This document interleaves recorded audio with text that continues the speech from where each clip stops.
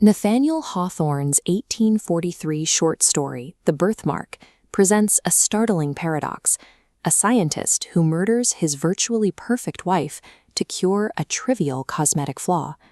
The husband, Aylmer, becomes entirely consumed by a tiny, hand-shaped mark on his wife Georgiana's cheek. This fixation escalates from a mild distaste into a clinical condition called monomania, the tyrannizing influence of a single idea over an otherwise healthy mind. Yet Hawthorne does not frame Aylmer as a deranged lunatic. He is presented as a man of supreme, calculated rationality.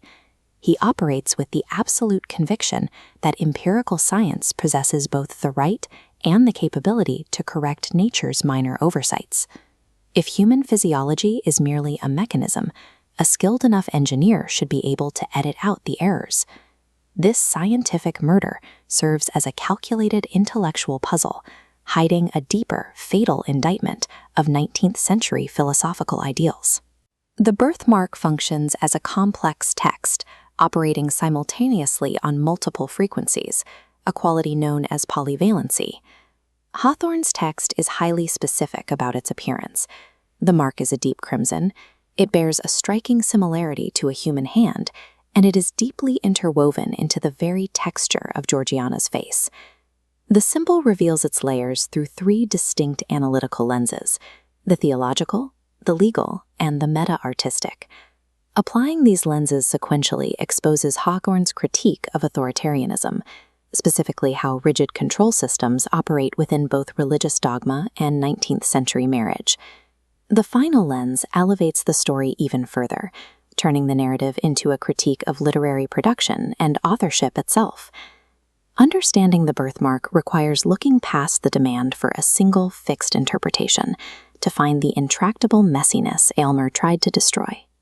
In the 1840s, the New England literary scene was dominated by the optimistic transcendentalist movement led by Ralph Waldo Emerson. Thinkers like Emerson argued that evil was merely an absence of good, much like cold is the privation of heat.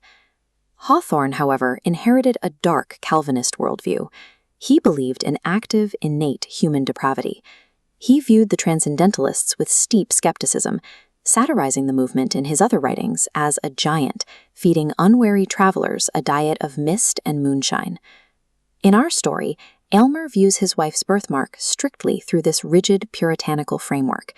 To him, the mark is the ultimate symbol of imperfection, a physical manifestation of original sin on an otherwise pure form. His dogmatic refusal to accept human fallibility places him in the exact same lineage as the violent, authoritarian Puritan zealots found in Hawthorne's other colonial histories. Aylmer's scientific quest is in reality a disguised religious crusade. He proves that the puritanical demand for theological purity results in violence against human life. The gendered reading of the text begins with its timeline. Aylmer is completely unbothered by the mark during their courtship. His obsession only manifests after the marriage takes place.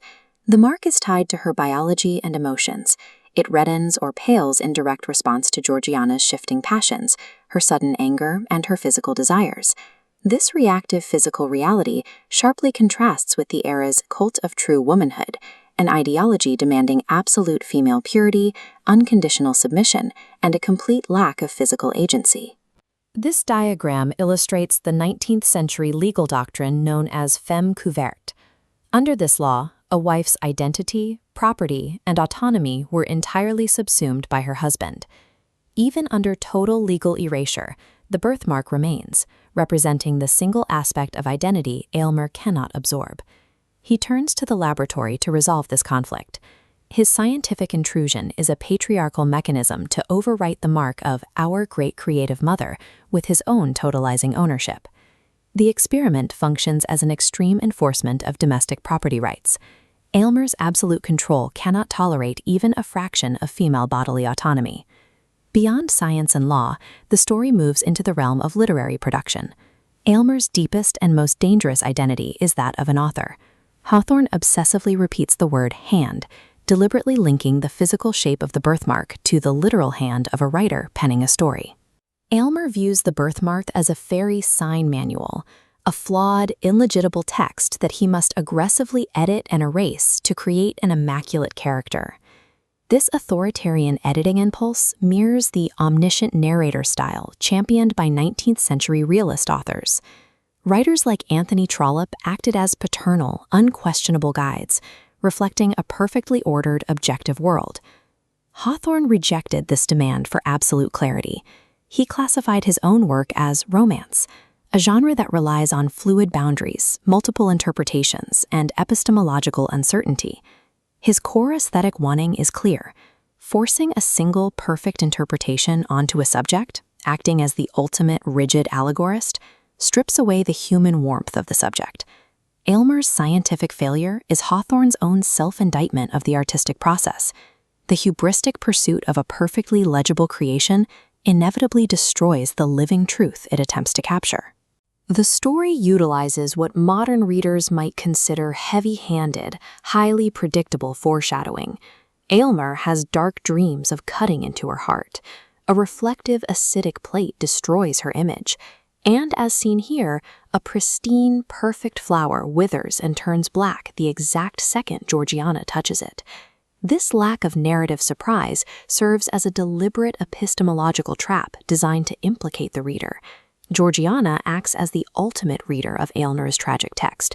She studies his folios, understands his history of failure, and accurately interprets the experiment's outcome. She submits to the fatal procedure anyway. She does this to satisfy his impossible aesthetic demands rather than out of ignorance or passivity. The tragedy centers on a subject who fully understands their creator's destructive design, yet surrenders to it anyway. The climax is bitter. Aylmer achieves his aesthetic ideal as the crimson mark finally fades away, but he immediately loses the living reality of his wife. Hawthorne's ultimate stance is that literature, history, and human reality all require a fluidity of boundaries to survive. The enduring power of the birthmark symbol comes from its strict refusal to hold a single fixed meaning. It is biology, it is original sin, it is a text, and a defiant assertion of autonomy. In both reading a text and reading a human being, the authoritarian demand for absolute, unblemished perfection is the truest fatal flaw.